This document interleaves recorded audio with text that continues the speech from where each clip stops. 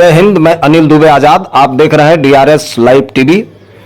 आप इसे share, like और सब्सक्राइब करें। हाँ, बेल आइकन दबाना न भूलें ताकि आप जुड़े रहें देश दुनिया की खबरों के साथ साथ अपनी लोकल खबरों से भी, जहां खबरें छिपती नहीं दिखती हैं। डीआरएस लाइव टीवी में आपका स्वागत है। आज मैं जौनपुर जिला सुइथा कला क्षेत्र में हूँ और लक्ष्मी शंकर यादव इंटर कॉलेज में हूँ और आज लक्ष्मी शंकर यादव की पुण्यतिथि है और यहाँ के आज प्रधानाचार्य से मैं जानना चाहता हूँ कि कैसे क्या है। सर, अपना परिचय बताइए। मेरा नाम श्रीराम यादव। आज बाकी परिचय आप जानते हैं। जी, प्रधानाचार्य लक्ष्मी शंकर यादव इंटर कॉलेज पर।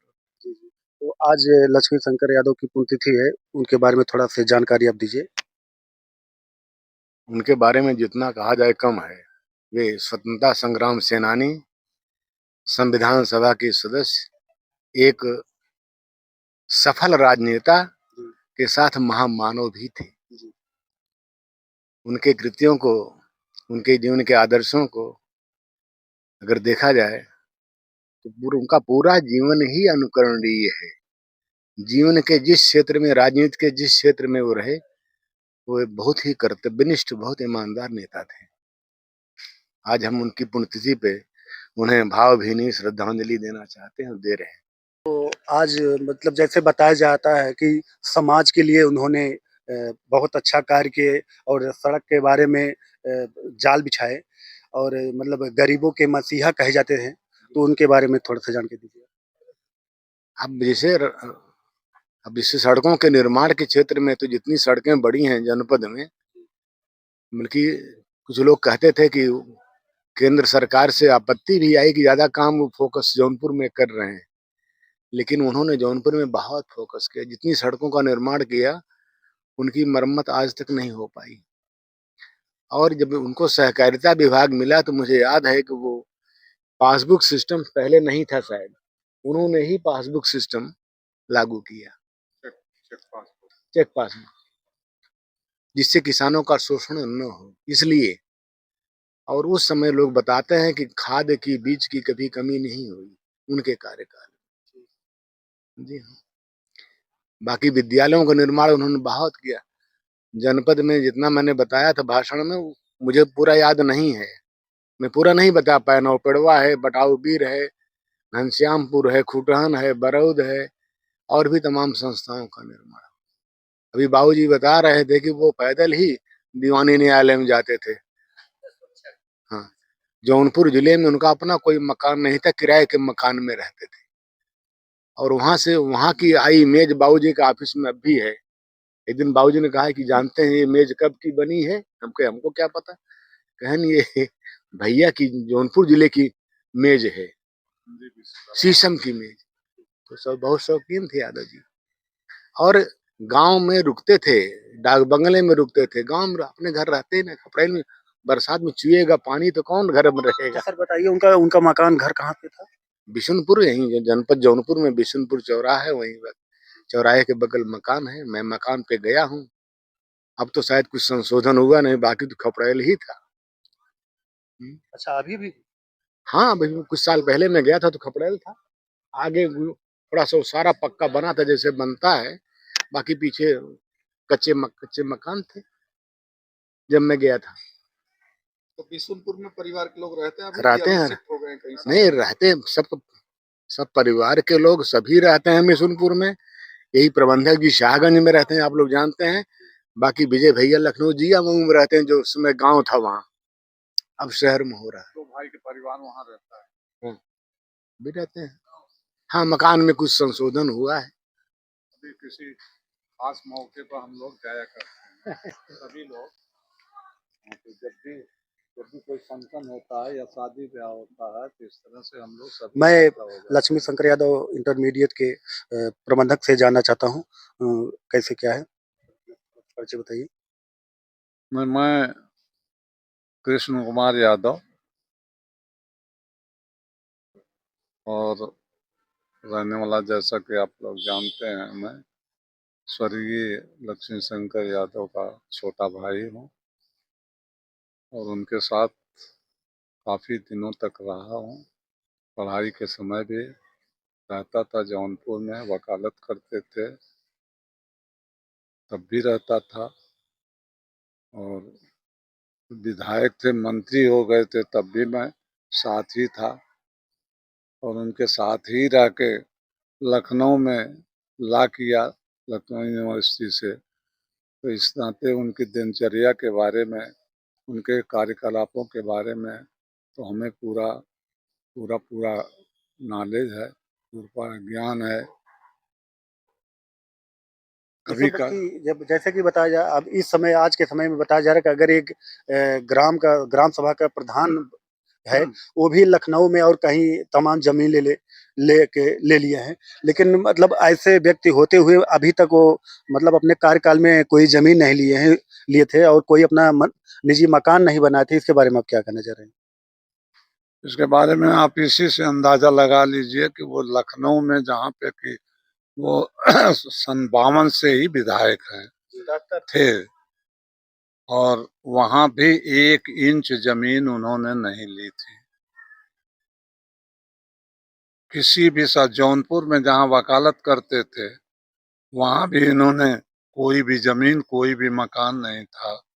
किराए के मकान में रहते थे, वहीं से प्रैक्टिस शुरू किया, और मंत्री हुए हैं तब तक वो किराए के ही मकान में रहे। वो किराए का मकान जिसका था, वो हमारे उनके नाम से अलाट हो गया था, लेकिन उसको भी उन्होंने इस्तीफा देकर जिसका था उसको दे दिया। वो बेदखली का मुकदमा चलाया, उसमें बयान कर दिया और दे दिया। जबकि पक्ष में फैसला हुआ था, उसके बाद लिखित रूप से उसको हैंड ओवर कर दिया। तो इस तरह के माने ईमानदारी का एक मिसाल आपको बता रहे हैं कि अपना रहने का भी मकान उन्होंने, चूंकि अपना नहीं था, किराए का था, उसने वो वापस लेना चाहा तो वो दे दिए स्वेच्छा से। और लखनऊ, जौनपुर या कहीं भी किसी शहर में कोई मकान न कोई बिजनेस आज तक उनका नहीं था। आज तक नहीं है। ना, आज तक भी उनका नहीं है। आज तो घर पे हम लोग थोड़ा बहुत अपना बिजनेस कर लिए हैं, लेकिन उनके समय में कुछ भी नहीं था।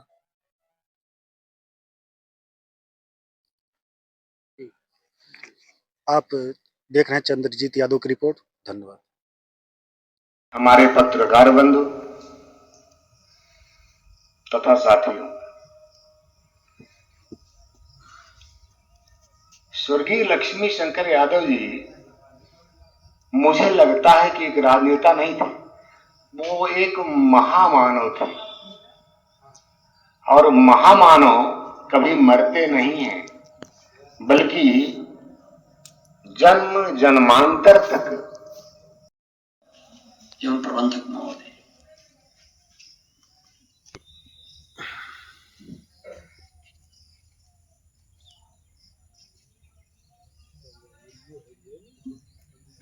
आत्मा की शांति के लिए पुष्पांजलि। थोड़ा इधर खड़े, थोड़ा खड़े बस। उनकी मूर्ति पर माल्यार्पण या पुष्पांजलि करेंगे। हाँ, विद्यालय के वरिष्ठ अध्यापक श्री वेद कुमार सिंह से चाहें कि वो भी जो है, समस्त अध्यापकों से निवेदन है कि आप स्वर्गीय मंत्री जी की मूर्ति पर श्री त्रिभुवन यादव, हेमचंद प्रजापति,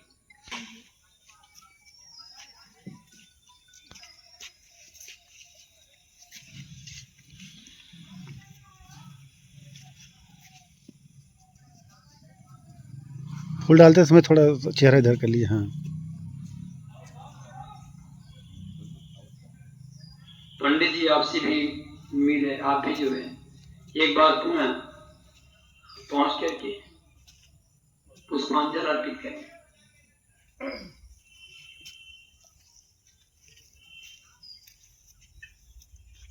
चलिए पंडित जी, आप अभी पहुंचिए। आइए, हम भी पहुंच रहे हैं।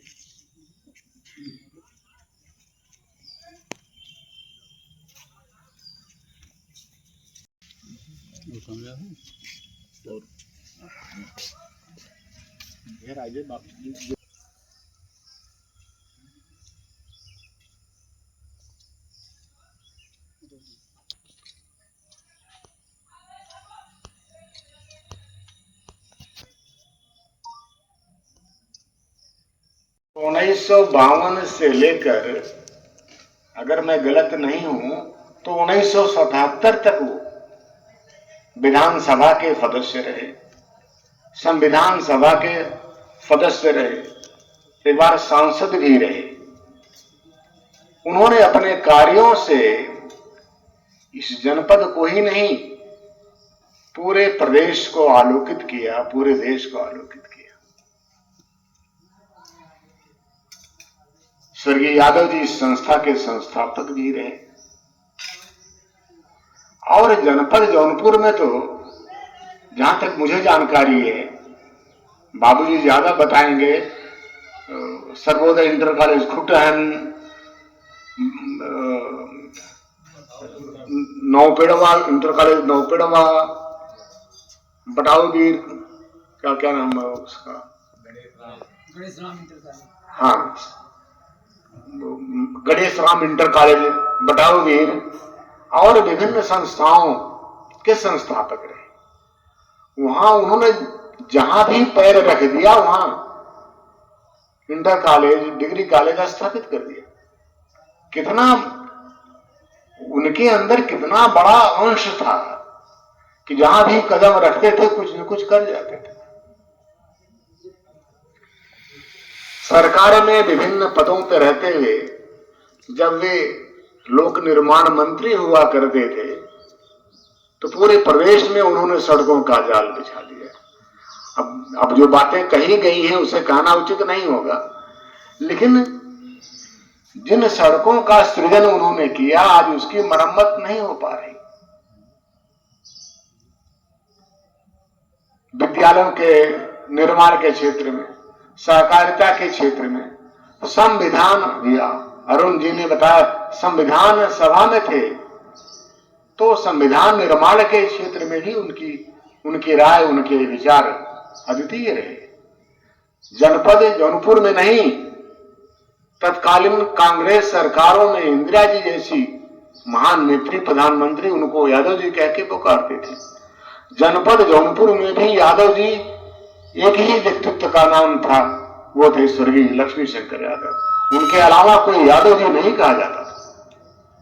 हम उन्हें अपनी भावभीनी श्रद्धांजलि अर्पित करते हैं और उनके किए कार्यों, उनके उच्च आदर्शों का अनुकरण करते हुए जीवन में आगे बढ़ने की कोशिश करते हैं।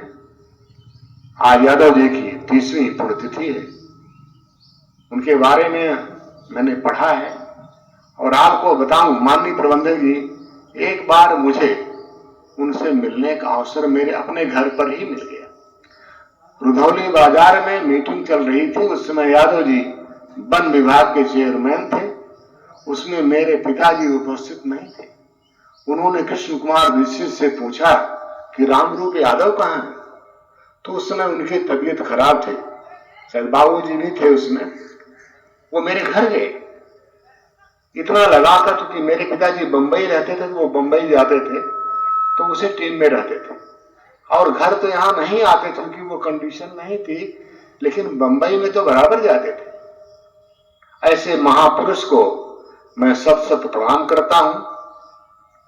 उनकी 30वीं पुण्यतिथि पे उन्हें श्रद्धा सुमन अर्पित करता हूं। बाकी जो रह जाएगा वो बाबूजी के मुंह से सुनना चाहता हूं, जो कि उनके अनुज हैं, वो ज्यादा सच्ची घटनाएं बताएंगे। इतना कह के आप सबके अंदर विराजमान परमात्मा को प्रणाम करते हुए मैं अपनी बात समाप्त करता हूं। जय हिंद, जय भारत।